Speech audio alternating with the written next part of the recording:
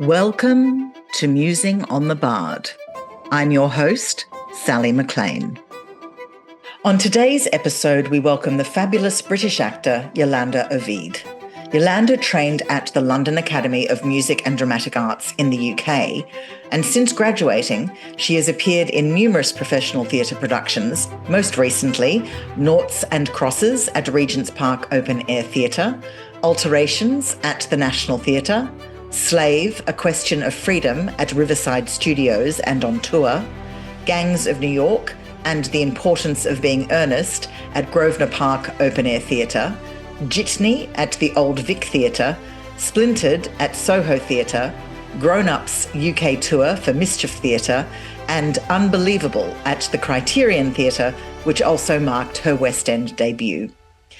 Shakespeare Republic audiences will remember Yolanda from her superb work as Juliet in Shakespeare Republic, All the Webs a Stage, The Lockdown Chronicles, a performance that won her Best Supporting Actress in a Drama at the 2021 British Web Awards in the UK, as well as being awarded alongside the rest of our amazing cast for that season with Best Ensemble International Narrative at the 2021 New Zealand Webfest, Best Ensemble Cast Drama at the 2021 British Web Awards, Best Ensemble Performance at the 2022 London Webfest in the UK, and nominated for Best Ensemble Performance Drama at the 2022 International Academy of Web Television Awards in the USA.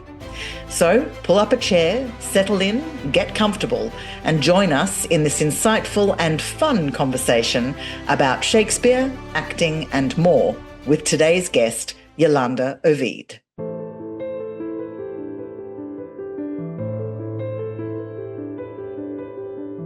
It gave me a real appreciation for Romeo and Juliet and a love for Juliet, who at the time I had been struggling with before.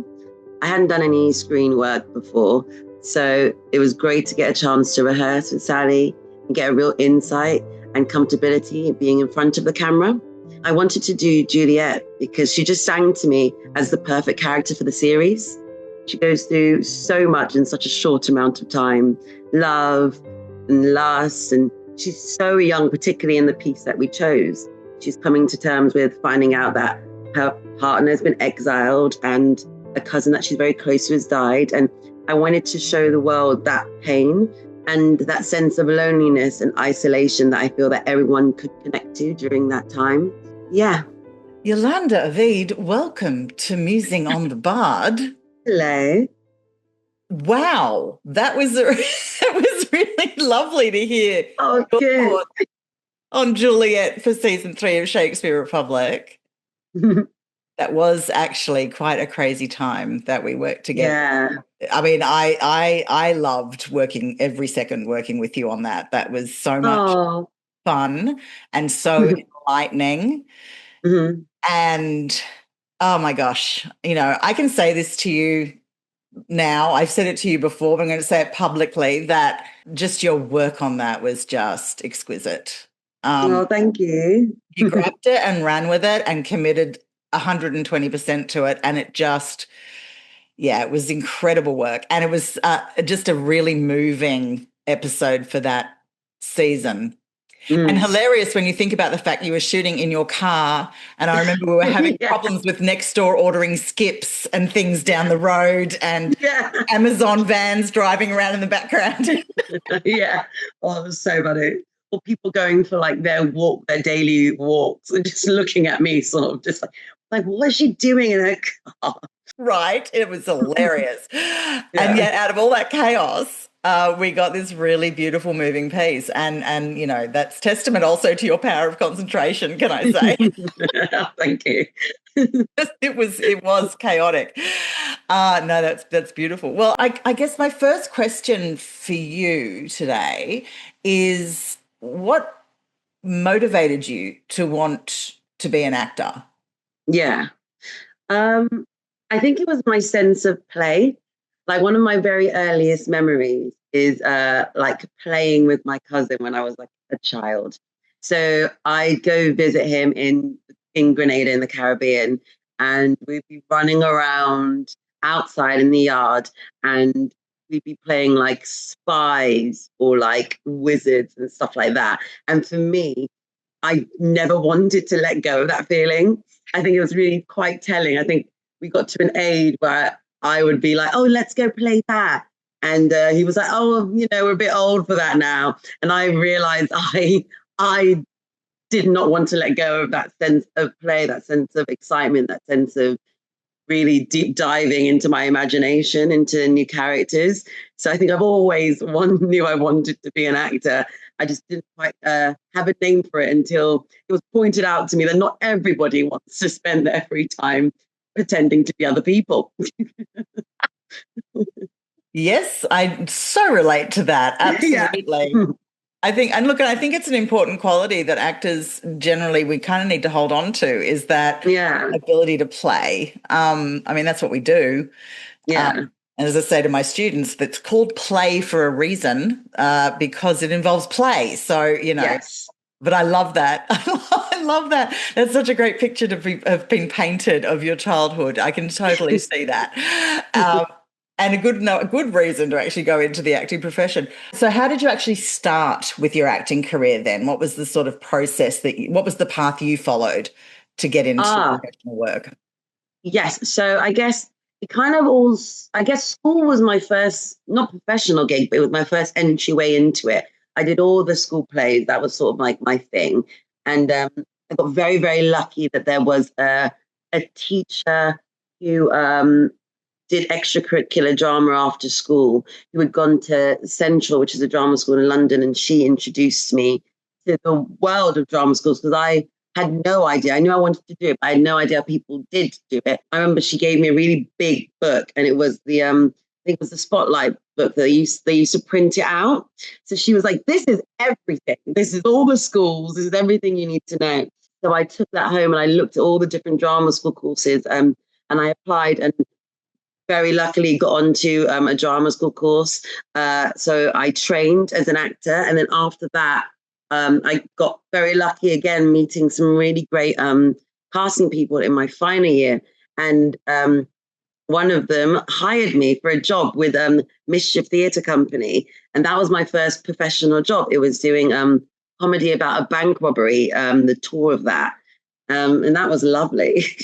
That's brilliant. Yeah, it's interesting. I think a lot of us end up starting at school or not at school. It's a youth theatre group or something that we were doing while being at school. It tends to be quite fairly young that we tend to start. Not always. There obviously are some actors who start quite late, but it's funny, isn't it? When you list it like that, it sounds so simple, but it's not always that in my head, simple. I was like, tick, tick, tick. And I'm like, no, but there was, things. Things happen, auditions happen. Other than I didn't get things, sort of like the process of it all. But no, thankfully it worked out really well. I mean, it's really interesting just thinking about that. I remember my very first year when I auditioned, I got onto a foundation course at East 15, and that was so eye-opening for me, understanding what it would be like to do a 3-year course. And they really trained me so well in like audition technique and what it means to walk into a room and like sell yourself in that sense. I had done a summer of NYT, which is like the National Youth Theatre, when I was like 14 or 15.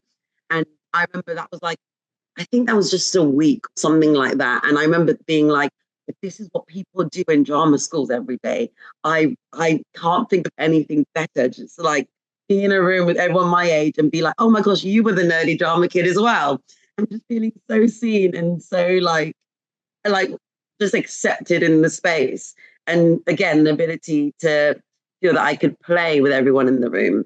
So yeah, I was just very, very, very fortunate in the sense that after I did that 1-year foundation, I got into the 3-year at LAMDA and I haven't stopped since. No, you haven't, which is brilliant. Absolutely. But I think, again, it's funny, as we know, we were discussing before off air to our listeners. We did have a quick conversation off air, but just about the fact that, the industry can be tough at times, and we're in a little bit of an ebb right now and globally, really. And you've got to have a love for this job, I think, to do it. Otherwise, you're going to hit tough times. It's not always going to be, as you were saying, Yolanda, not always going to be tick, tick, tick. Yeah, that happened all so easily one after the other. It doesn't. So having that passion for it is really important. So yeah. Yeah. And I mean, you've definitely got that. So as I know, because I've worked with you. I mean, also, we met doing The Show Must Go Online. Yes, we did. What was the first one we did? Was it It was Taming, wasn't it? It was Taming. Yes, it was. Which was hilarious. And that's where we met. And that's also the great joy, I think, of being actors in a way and being creatives, is that you do get, horrendous moments like that in global history where a pandemic locks us all down. But because we have this technology now, we could still be out there creating stuff and still be able to play with other people. But again, that comes out of a passion for it. 100%. Probably could have learned how to bake bread. That's the one thing I regret. I didn't do that like everyone else was doing. I learned to bake bread, but that got boring, and then I wanted to play with people. Right. So I didn't miss anything then, not learning how to do sound. You can always do the layer. There's loads of time for that. That's true. Yeah, good point. So going on then from obviously graduating drama school and then getting into the play that was touring, when did you first come to perform Shakespeare? Goodness. Oh, I'm trying to think now. I think my first introduction of Shakespeare, because I don't know if I've actually even had a chance to do it besides working with you, like in terms of a professional setting. I know. I was thinking about this the other day and I was like, I don't think I have. Maybe I'm lying and someone's going to pop it up on my CV and I'll be really, really embarrassed. For the listeners out there, my eyebrows shot into my hairline then, because I honestly didn't realise that you hadn't done a lot of Shakespeare prior to that. Yeah, in terms of professional production, I don't think I have had a chance to do it properly. So, I mean, that's always going to be there. Like, maybe we'll do that one day. But, I mean, my introduction to Shakespeare very much came from school and very much being introduced to it in the same sort of way in your English classes, we're going to study Shakespeare, and just finding a real beauty in the language and just finding myself really drawn to trying to like understand it. I think there's something really beautiful and like when you can hear it, like you can hear it singing to you, the words. Yeah. And I loved it when I could hear it. I just thought it was almost like being able to speak another language. When it clicks, you just go, oh my God, this is fantastic. I just had a deep passion for it. Which is brilliant. And not everyone's experience, of course, either. No. But I find that interesting because you are also a singer and musician, are you not? Am I correct? Singer, yeah, I sing a little bit. Listen to you. Sing a little bit. Not necessarily, well, technically that still makes you a musician because... No, that's true, yeah. The vocal folds are an instrument, yes. Speaking as somebody who's also a singer but doesn't actually play an instrument, although I have attempted many, I still claim technically a musician. Okay. It's interesting you mention that because there is a music to Shakespeare's language and the way he writes. Yes. And I find that interesting that that's what you tapped into when you were first exposed to the language, was the musicality of it. Yeah. I wonder if that's helpful if you have a leaning to be musical in any way, whether or not that helps with listening, with capturing the poetry and the rhythm and that sort of... I think so, because I think, obviously, having the iambic pentameter there gives you just a very good sense of comfort. And then also when you dive into the actual language itself and you see the imagery and you understand the metaphor where he's going with it, just feels like you're being taken on this beautiful journey. And I think that's something that I always was like, if someone put it in front of me, I just want to look at it and be like, what is he trying to say? And it just felt like you were cracking a puzzle when you got it. And you were just like, oh, this is so... It just felt like such a great accomplishment. That is very true. That is super true. Yes, exactly. Yeah, that makes perfect sense. I mean, I think it's just something that I've thought about, obviously, in the past, about that thing of, and also I think that's the other thing. It really does help to be really curious. Oh, yeah, 100%. To want to conquer that because there's something in there beneath the surface that you need to get to. Yeah, that helps. That helps too, guys. So if anyone's approaching Shakespeare... Yes. Here for the musicality of it, but really get curious about what's the thing beneath the thing, what's he talking about? under, the dialogue obviously is going to be in many cases, as we know, quite self-explanatory, but there's quite often something else underneath that as well. So keep digging and say it out loud. Say it out loud. That's always the way. Always say it out loud. Oh yeah, because it will click in a different way when you say it out loud. Things that you can read, you'll think, oh yeah, I get this. As soon as you hear it or you see Shakespeare being performed, all of a sudden you're like, plays are meant to be done in front of an audience. They're meant to be spoken out loud. It will just, a new level of understanding will sink in. Yeah, 100%. Yes, I agree with that. Absolutely. So in that case, I'm just having a think about my questions about the Shakespeare thing. Yeah. Because I might slightly go off script then and ask a question. Because, if you haven't yet done a full Shakespeare production, what would you like that to be? Which Shakespeare play would you like to be able to dive into first? Ooh, that's such a good question. Okay. I mean, there are like the greats, aren't there? I just find so fascinating. And I think if I had to dive in, if I had to step into one, for example, like tomorrow, my answer would probably be Macbeth. It'd definitely be Macbeth. I think, I just think it's great. Right. It is. Or Titus Andronicus. I love the tragedies.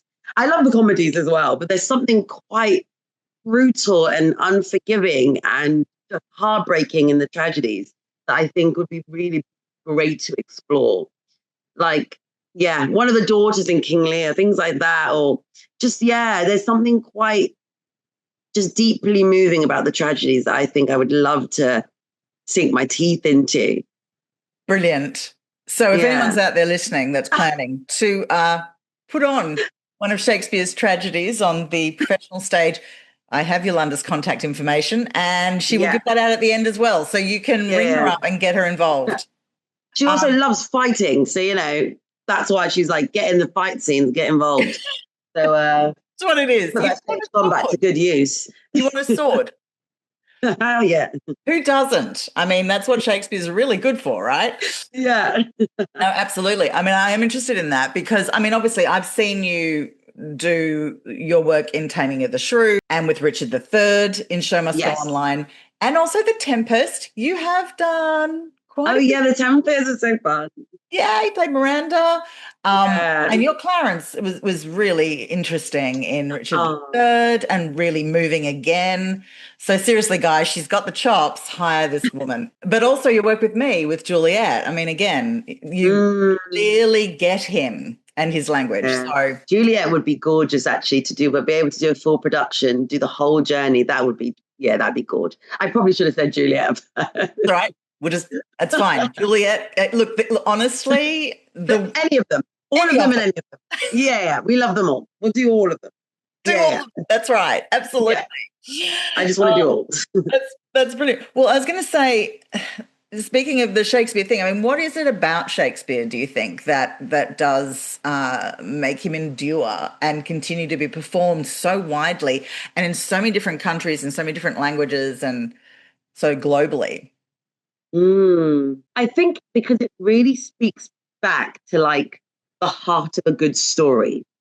Like he has managed to capture almost a bit like Greek tragedies. He's managed to capture every single potential plot device, every single potential character drive, relationship. He's covered it all through such a wide spectrum. And he's done it in such a unique way that he's actually pushed things forward. And I think that's what people globally see in his work. They go back and they go, even if I'm struggling to fully grasp the language or the relevance to how it was in that time period, I can see it. I know exactly who those people are. I understand what they're saying. I understand the base human motivation and drive. And I mean, that's just great storytelling. And so I think that's why he keeps coming back, because at the root of it all, He's just a brilliant storyteller. Yeah, right.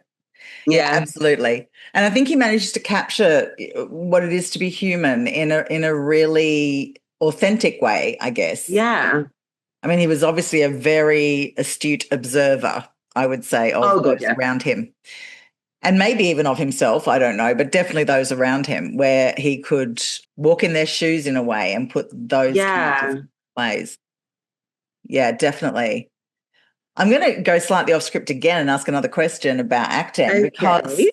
well, I'm interested. So you have predominantly been focusing on theatre at this point, Yes. as in that's what you've been working in. What are you seeing on the professional stages in the UK? I mean, obviously we have the companies that focus on Shakespeare, the Royal Shakespeare Company being the top one. Yeah. And Globe, obviously Globe Theatre. Are you seeing Shakespeare, is that still appearing in places like the National Theatre and other such places, or are they turning more these days to kind of emerging writers, different voices? I was going to say, actually, I feel like there's a good mixed bag of that, actually, because most recently, Midsummer Night's Dream has come back with an adaptation at the Bridge Theatre, which is supposed to be spectacular. I remember seeing the original when the Bridge did it a couple of years ago. And so I would say that there's a good mix at the moment in terms of West End theatres. So there is a want for Shakespeare. Shakespeare's, I don't think will ever be left on British theatres. Like, he's like our best export ever, so he'll never fully go. But yeah, I would say there's a good sense of a mixture. I feel like there will always be pushing obviously for new theatre, but you'll never go a whole year without someone doing a new adaptation of Shakespeare. So therefore, what's great in that sense is that he keeps being part of the narrative of the theatre world here. And it reintroduces people who maybe were scared of Shakespeare, who didn't get the chance to study it at all, so who have no framework. It gives them a chance to be introduced to him maybe in a more modern way so that they feel that, oh, yes, that doesn't feel so far away from if I went and saw a text that was done in a 21st century voice. Yeah, absolutely. I haven't been permanently or for a long period of time in London since the late 90s. I mean, I've come back to visit and all the rest of it. But I know at that point I was seeing an awful lot of Shakespeare still on the fringe, and I'm pretty sure that's probably still going on. But I also noticed there was a lot in professional theatre. There seemed to be an awful lot. And there was a push going on at that point to bring up more diverse voices. It was starting at that point and murmuring on the edges, but it was definitely a case of, can we not do old dead white guys, please, all the time? Which, Fair enough. And the Royal Court were doing the big push into new writing and all that sort of stuff as well. But I think definitely in Australia, we've had that conversation a lot in recent years about, where are our new writers and we need to be encouraging those voices to come forward and telling those stories. And that has been happening quite a bit. Like, the push has worked to actually get that happening. Shakespeare, though, here is still a same deal. You can't go a year without a Shakespeare production popping up somewhere. Oh, God, no. From a company that may not normally be focused on Shakespeare, but it'll turn up. But no, I find that an interesting thing that you say. I mean, I think you're right. I think he is British exports go, as far as they go. Yep, pretty much top of the list. And funnily enough, just behind Agatha Christie, I think, who was. Oh, really? Yeah. I think they're both 1 and 2 or equal first place for the amount of books sold. That's so funny. I know, right? So we have another Brit export there in the literature world as well, doing very well. I always think of Shakespeare and Paddington as like the two things that people must go, for what's very British, Shakespeare and Paddington. You're like, yeah, that's good. They feel like equally amazing.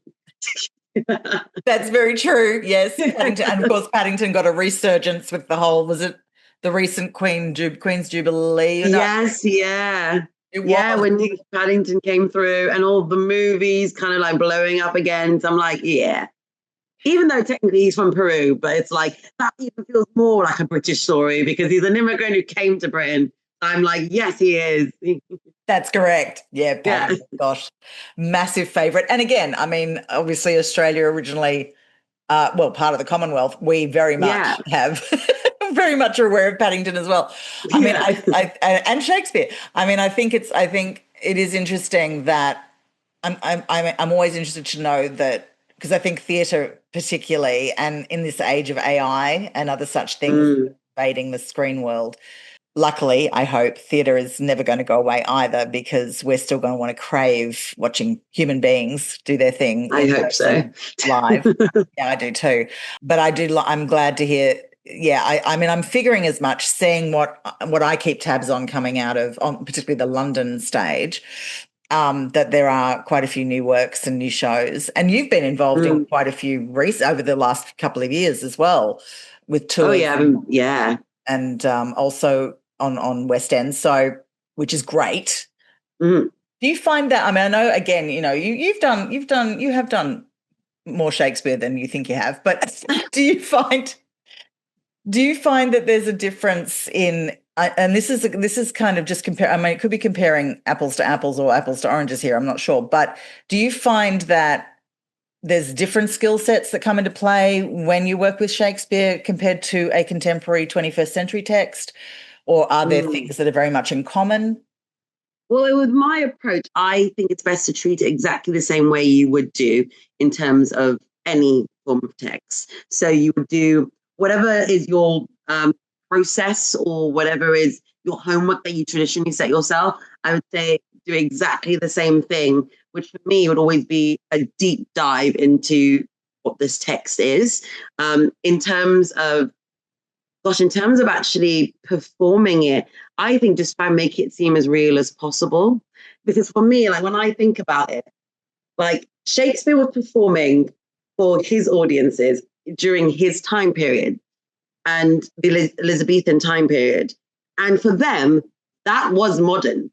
Like the same way I would go see like a play that literally got written this year and be like, yeah, they're talking exactly the same slang, voice, indentation that I would speak. For Shakespeare's time, that is exactly what they will read and be like, oh God, that's so foreign. But that's exactly what he was doing. He was just writing a show for the people. So I think the most important thing is to get that sort of like any sort of airs and graces, just try to get that completely out of your head and just remind yourself that you're supposed to, this should feel as natural as if you're talking to your best friend. So whatever that means for you, do that. So for me, it's a sense of, okay, I'll look at a piece of text and I'll almost like write down exactly how I would translate this if I had to give this to someone who was learning it themselves, like a completely different language. I would write it down as in, okay, so I'm basically saying this. If this was Yolanda's way of saying it, he would say X, Y, and Z, but he's just happened to use B, C, D. And I think it's just, once you put that on yourself, it gives you so much more grace to actually be able to say the words with any sort of real connection and feeling.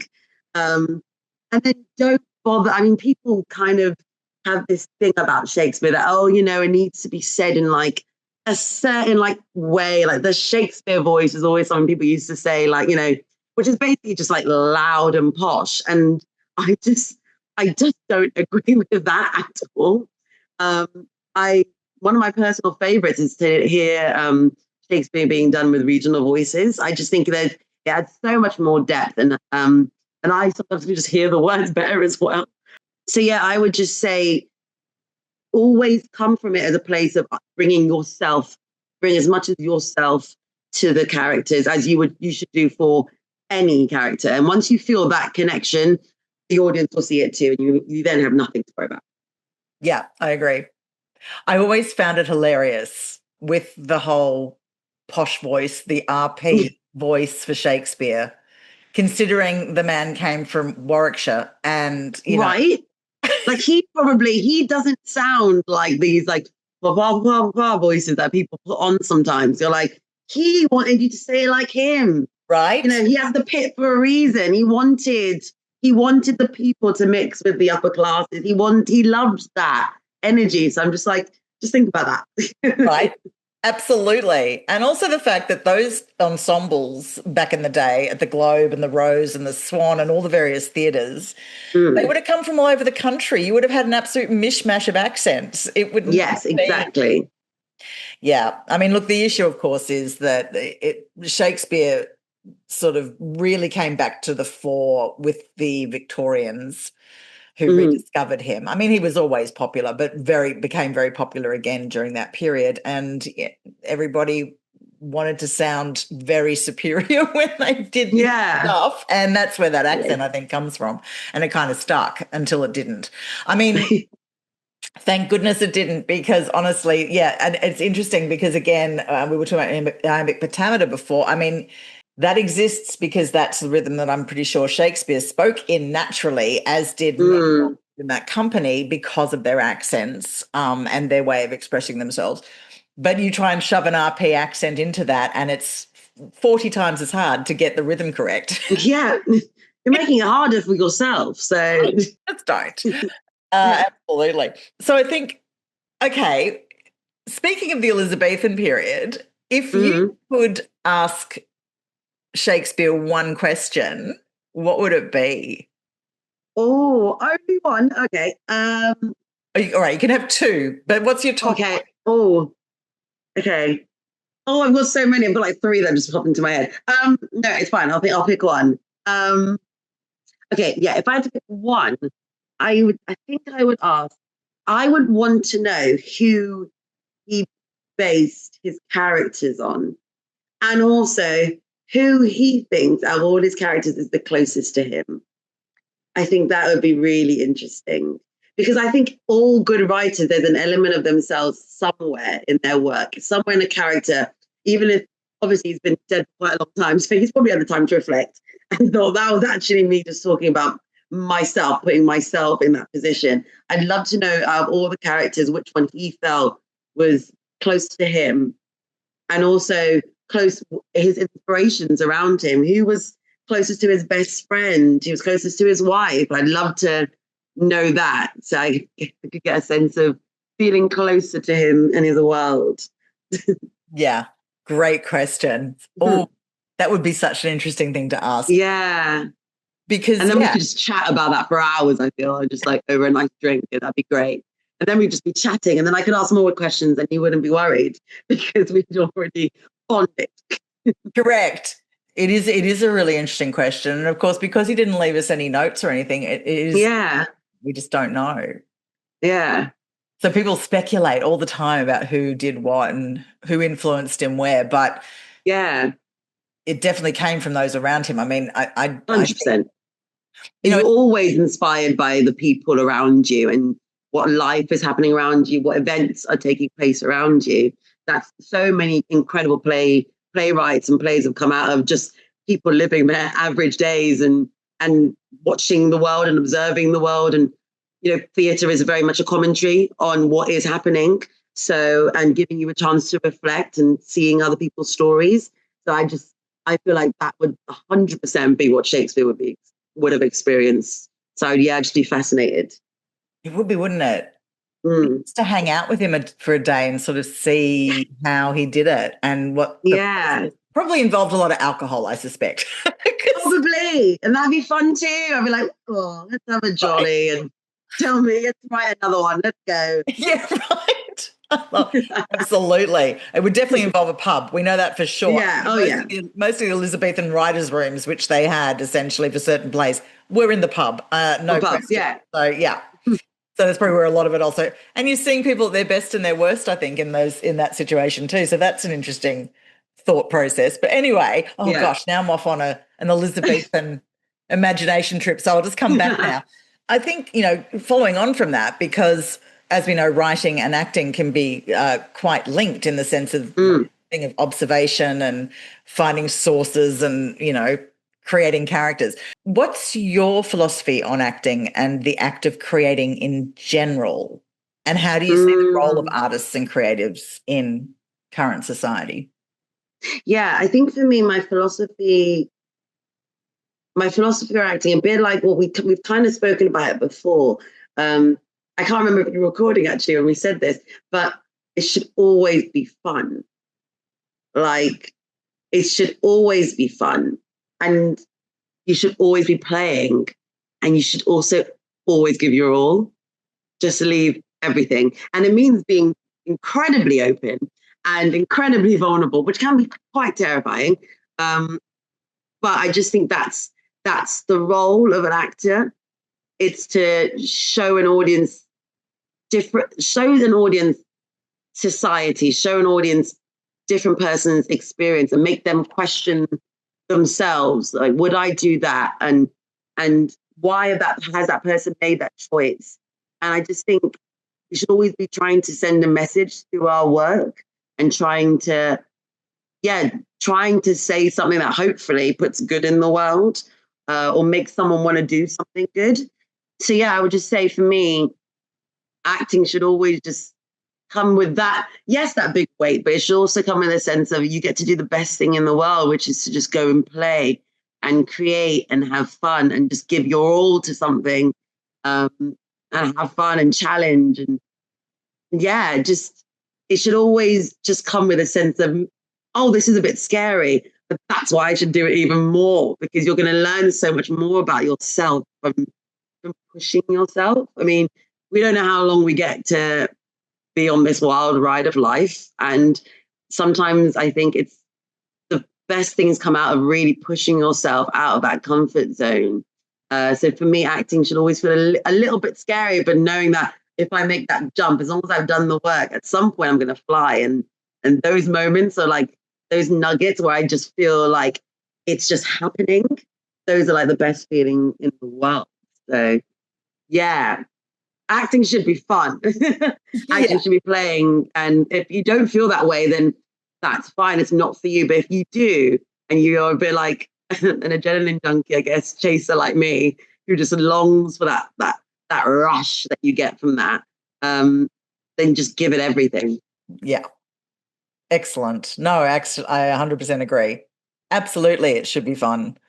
Because honestly, oh my goodness, the stuff we do as actors, look, it goes for anyone's job, to be honest. I think anyone doing a job, it's hard. I mean, not everyone's going to get to do what they really want to be doing. But we are living in an age now where hopefully people are actually going to eventually get that option. Let's lift all ships, please. Rising tide lifts all ships. Let's rise to be able to do the things we want to be doing.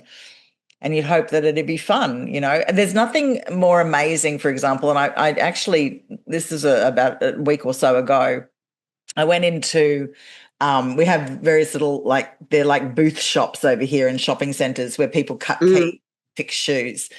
And the guy that was running this particular thing absolutely loves shoemaking. He absolutely adores it. He actually has to use machines to get things done fast in that booth, but he had a pair of boots he was hand making.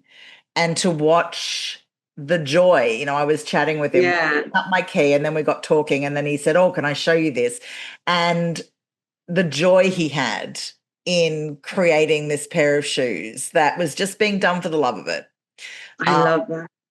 That was the joyousness and the energy of that. Well, it just spilled out everywhere, of course, and it was going to affect everybody in the vicinity. I'm going to get emotional talking about it because that was beautiful. But the same thing can happen with somebody who loves to, you know, work with binary code in IT. Oh, God, yeah. First thing, you should always just do what you love wholeheartedly. Just do it, because it's just, and then even though it will always be work, yes, you need to get paid for your services. It is work.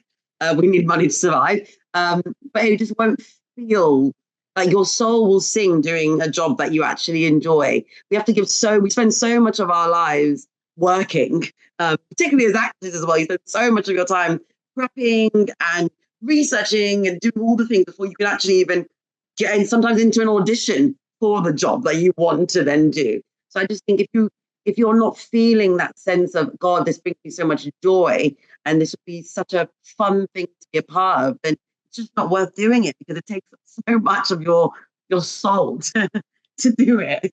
Right.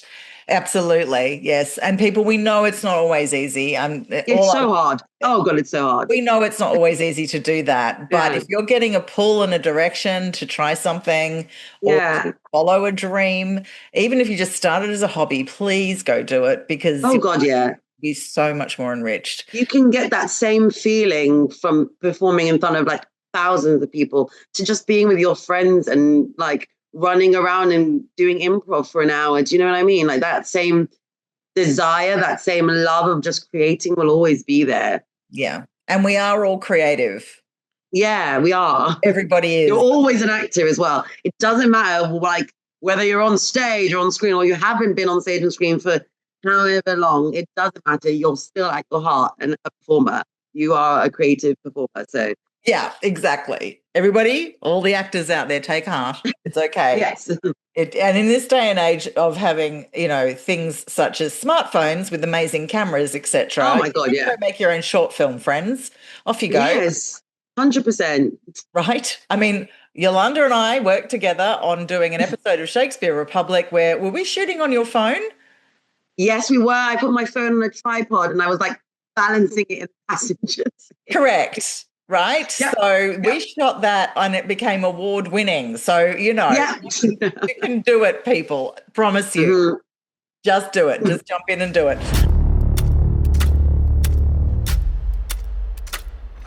I want to get now to our quick fire Shakespeare question. Oh, okay. Okay. So let's do that. And let's okay, ready. Right.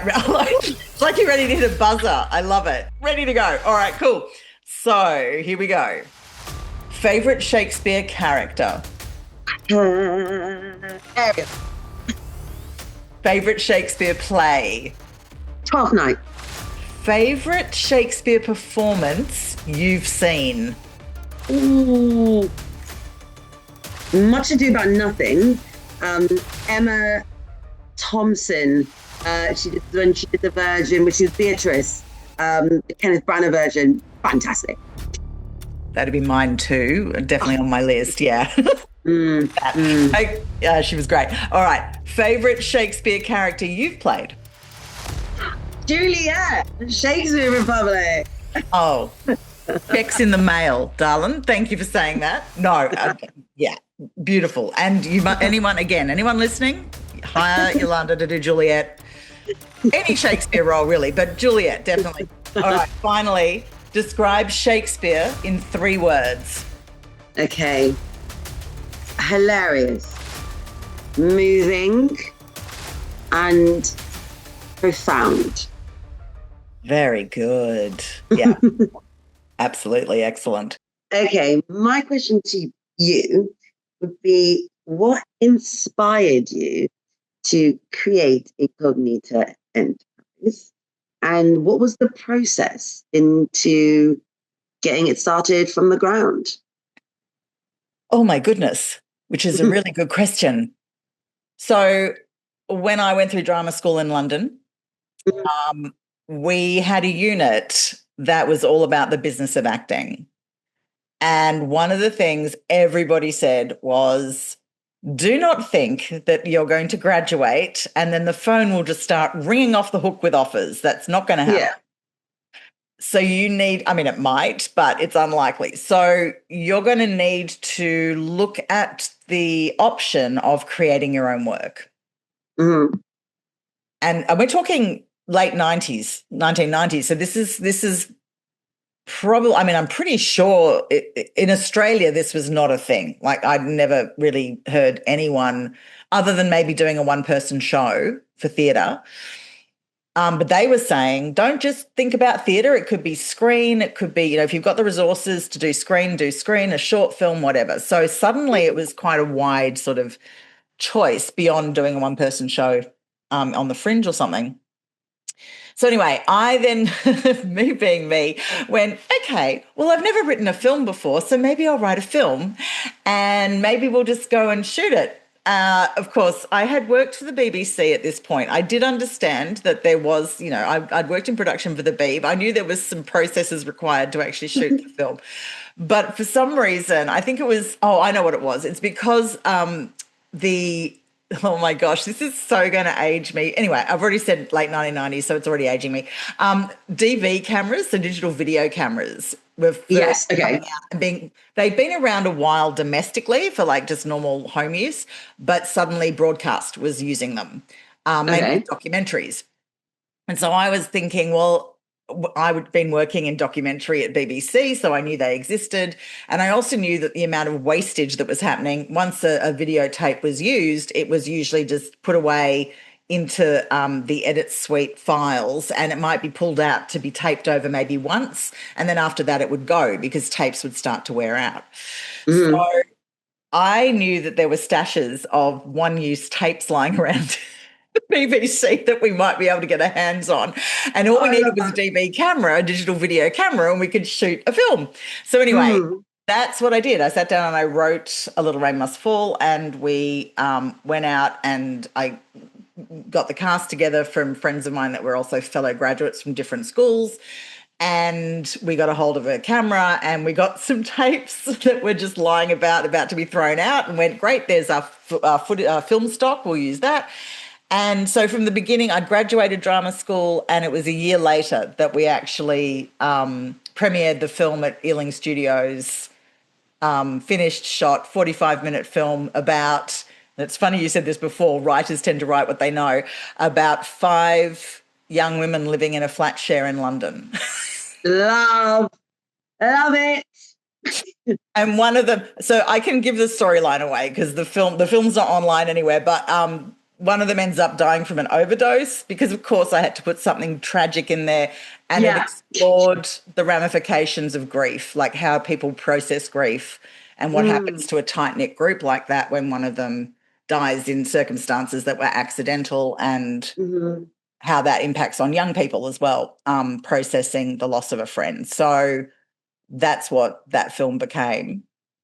And that was during the process of making it though, somebody turned to me and said, you should get a patron and you should probably set up a business. And I went, what?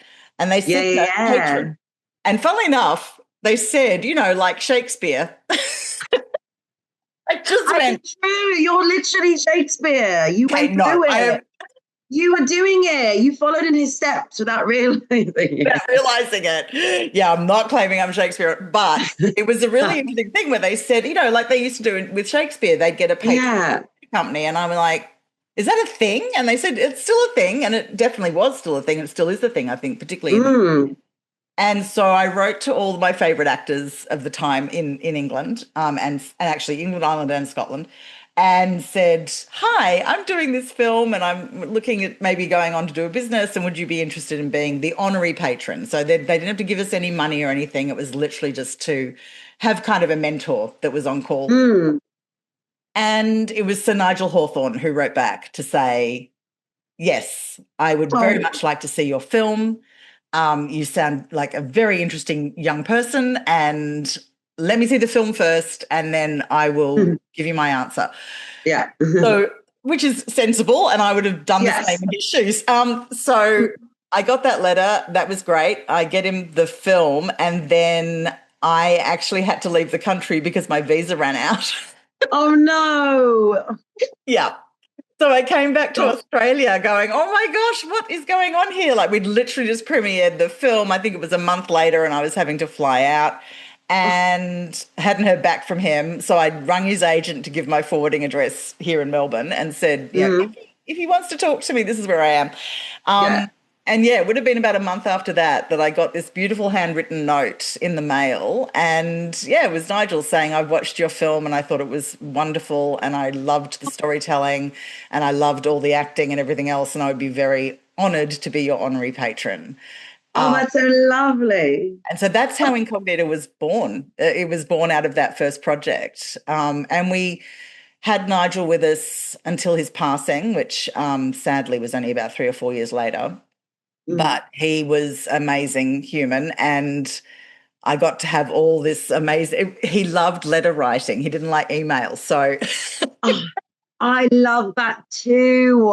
I kind of wish we brought back letter writing. I used to do that with my nan. They're so great because I think there's a care that goes into writing There really is. when you do it that way, and a thought process, and you're very thoughtful about it. So yeah, that was lovely. So he would write to me from set wherever he was shooting at the time, or from home if he was home, and I'd write to him from wherever I was, and a lot of it was beautiful because I'd write things like, oh my gosh, this happened with this project and I don't know what to do. And, of course I was going to have a 2 or 3 week delay until I got a response, bless him. So it was never emergency questions. It was always just general philosophical sort of takes on things. And, I remember I did write that something about my acting career at the time where I just said, oh my gosh, it's so hard coming back here. And, which it was really tough coming back, having been gone for nearly 5 years. And then I came back to Melbourne, it was starting again, essentially. And I remember, Nigel wrote back to say, oh, yes, I had that when I moved back to South Africa. And then I moved back to London. I really understand. So it was lovely to have that person as well. So he's also the reason, I think, why Incognita continued, because there were times during that period where I was ready to shut the whole thing down and just go, I'm just going to be an actor. I'm not going to keep doing this. But he was very encouraging the whole time. And so, yeah, we just kept it ticking over. And then I kind of, I did let it rest here and there. And it wasn't until 10 years ago when I suddenly went, oh, yeah, that Shakespeare idea that I ran past Nigel way back in, 90, whatever it was. Yeah. Doing short form Shakespeare. That's how Shakespeare Republic happened. And I suddenly went, oh, there's things called web series now. We could actually find a home for that. That could work. But yeah, so that's how Incognita started. It was with a film project in London, self-penned, self-produced. I didn't direct that. I just acted. I love it. I love that. Thanks for that question. I don't often get to talk about that. So no, I loved hearing about it because I was just always, I'm always finding it fascinating. I'm surrounded by all these brilliantly clever people that wear so many hats. And I'm just always fascinated by how they found themselves in, because sometimes life happens and you're just like, oh, I felt myself leaning towards this direction or that direction.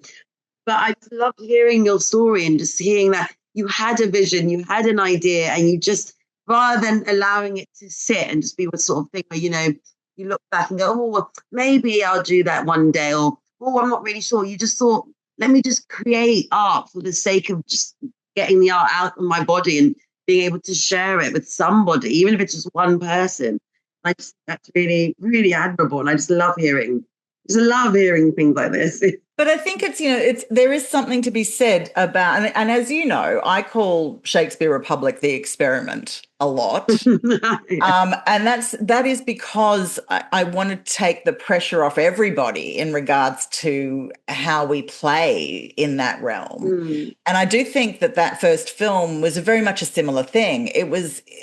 I think this is what I learnt from that, was don't kind of go in with the end goal in mind. So don't say to yourself, oh, this is going to get me nominated for a BAFTA. Like, I'm sorry, that's probably not going to happen. It could. Look, it could. Yeah, but don't go in.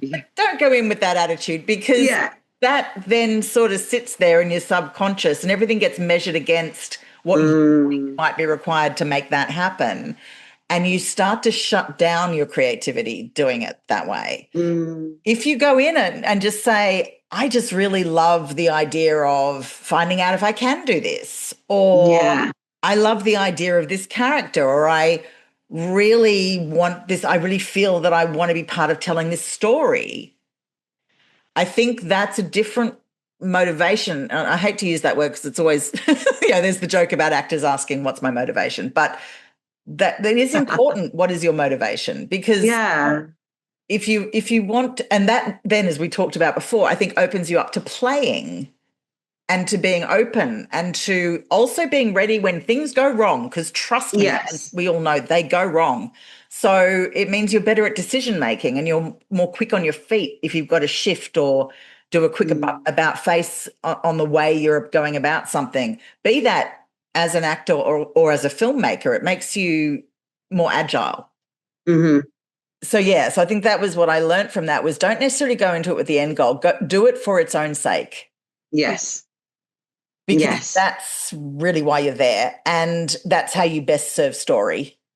100%. And serve your colleagues as well that you're working with, because it's always a team sport. So you can't do it by yourself. I mean, you could, but it'd be so boring. You need to play with others. And even a one-person show is a team sport because you're playing with the audience. Yeah, with the audience are always a character. Yeah. So that was... You don't get anywhere by yourself. You need others around. You need people. I think you do, and I think that's something that I became very aware of through that process as well. And that was a really good thing to experience coming straight out of drama school. And then drama school, they, as you know, having gone through the process as well, especially at LAMDA, you become an ensemble. Like that's very much taught because you have to know how to be a team player, really. I don't care. You can go on to be the most, highly paid leading actor in Hollywood, but if you're going to have longevity, you're also going to be a team player. 100%, yeah. And the best ones often are. I think that was something that it was a case of learning to take the pressure off, to do the best job you can with what you have.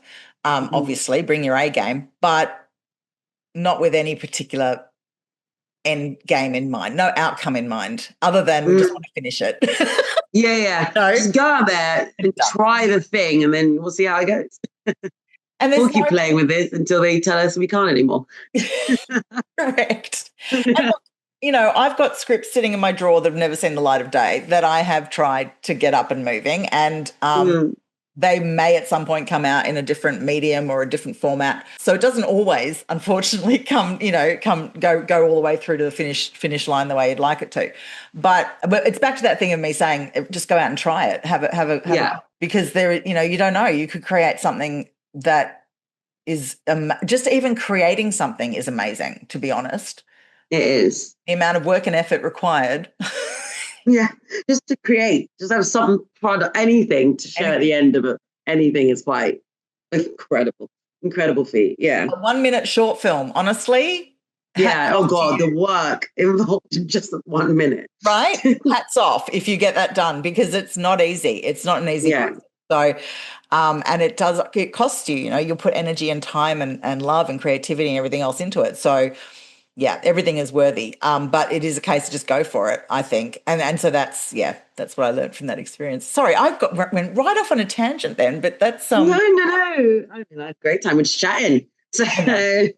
Like we do. Listeners, just so you know, when Yolanda and I were working together back in the day, we did have incredibly long Zoom calls. Yeah.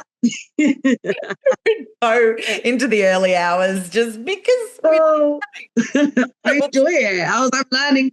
I learn so much and I have a lot of fun. So I was like, why wouldn't I just keep chatting? Honey, and feelings mutual. That's what I will always be grateful for that pandemic lockdown period. And I know it was really tough for a lot of people, and I totally get that. But I am forever grateful that it brought people such as yourself into my sphere so beautifully. Me too. Thankfully it did. That's the stuff that kept us going, I suspect. It really did. Yeah, it really did. Having the joy of knowing that I'm gonna go to a rehearsal Zoom now for a Shakespeare at the end of the week. I need to learn my lines, or I'm going to go rehearse with Sally now. Okay, let me work out the logistics of how we're going to do that. Just those joyous moments, or knowing that's something to look forward to that was really great, really great. Yeah, it was. And again, another example of just getting up there and just doing something for the sake of doing it, really important. And funnily enough, both those projects ended up going on and having impacts beyond anyone's screen. So, is there anything else that you'd like to share with our lovely audience before I get to this last section? Oh, share about myself? About yourself, about acting, about Shakespeare, anything. Oh my goodness. Oh, I'm trying to think now. And you don't have to, by the way, but if you have something. I think I've said all I have to say in terms of the acting things. I think for anyone who is thinking about doing it, do it. I think if you need a motivator, I will be that. And I dare you to do it. And I think that, because often if I'm there to do something, I will just do it. So if that helps in any way, just give it everything and just try your best and just get good people around you that share the same passion. And regardless of what happens, you will have a good experience, regardless of anything else. And yeah, just be yourself and don't let anyone tell you you can't do it, because Shakespeare is for everyone. And he would be kicking himself if he knew that people were trying to gatekeep him. So just make sure you're always putting yourself into everything that you do. And yeah, I think that's it. Yeah. That's amazing. And absolutely, 100%. Do you have anything coming up that you can talk about acting-wise or creativity-wise? And if so, what is it and where can people see it? I've literally just finished a show about 3 days ago. So I'm now back on the unemployment ladder. Oh! No, it's fine because it was glory. I did Noughts Crosses at Regents Park. We had a limited run and it was beautiful and gorgeous. And I met an amazing group of people I'm now working with. So now I'm back to the auditioning side of things, which is also very fun because there are a lot of great projects being made, but we're very much in the process of it all. So it's all fingers and toes crossed and hopefully one of them works out. But in terms of seeing me in something, I was very, very fortunate to be part of the cast of Alterations at the National Theatre, directed by the incredible Lynette Linton. And that's actually going to be on the National Theatre at Home at the end of August. So it's a beautiful, beautiful, incredible story. It follows Black British experience during the 70s through a man called Walker who buys an alteration shop with dreams of becoming a successful businessman who has his own line of clothing. But he's starting off small in a small room where he just makes alterations. And the players are predominantly Black cast, Caribbean cast as well, because he was an immigrant from Guyana. And it follows through the story the sacrifices that he needs to make in order to become a success story. It is a comedy as well, so there's lots of gags. It's very, very funny, very fast-paced and witty. But yeah, it's an incredible story that came out of the National Theatre archives, written by Michael Abenset, who was a great writer. A few people might know him for some of his he did Empire Road, which was one of his famous sort of like screen works back in the day. But before that, he was a jobbing playwright, just trying to like make ends meet. And we found out actually through connections of his that it'd always been a dream of his to get one of his plays put on at the National. Sadly, he didn't get to see that happen during his lifetime, but we have been able to do that. And that was just a massive joy to be a part of. So I'm going to be on the National Theatre at Home page as of the end of August in Alterations. So you can see me on there. Yeah. Excellent. And we will be sharing that link with everybody. So that you yes. Yolanda doing that work and the rest of the amazing cast in that production, National Theatre at Home, which is a fantastic thing as well, because that is actually, it does tend to go global, but I believe they let people from wherever you are in the world to actually have a subscription to that. So yes, wherever you're listening. It's incredible. Yeah. Brilliant. Wherever you're listening to this particular podcast episode, you can also watch Yolanda on the National Theatre stage performing on the National Theatre at Home site. So we will definitely share that link. And where can people find out more about you? Website, profile, somewhere? I'm on social media, sometimes very poorly, but I am on there. I update about my life. So I'm on Twitter, just at Yolanda Ovide, so just my full name. And I'm also on Instagram if you want any more like fun little anecdotes during audition processes or during rehearsals and when we're in shows. I keep more regularly up on that, which is at yo147. Brilliant. Excellent. Well, Yolanda Ovide, thank you so much for being part of Musing on the Bard. It's been Thank such you a for joy. having me. Such a joy. I'm so delighted to get to see your lovely face again. And in live time, it's very exciting. Yes, oh, God bless you. This time difference, bless you. When I finally get back over to the UK, or you might tour to Australia. Oh, yeah, it's true. When I come to Australia, yeah. Right?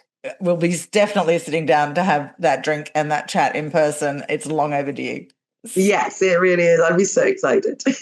Thanks again, Yo. It's so good to see you. I'm really delighted, and it's been so nice to have this chat.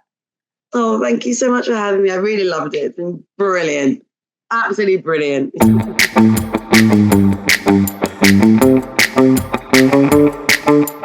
Thank you for joining me for today's episode. I've been your host, Sally McLean, and this has been Musing on the Bard. You can read more about our work, all our guests, and this podcast at our official website, musingonthebard.com. If you want to see the video version of this podcast, head to our Patreon. Links are on the site. This podcast was made possible via a small events grant from the British Shakespeare Association. Produced by Incognita Enterprises, edited and presented by Sally McLean. With thanks to all of our guests and our Patreon patrons for continuing to support our work.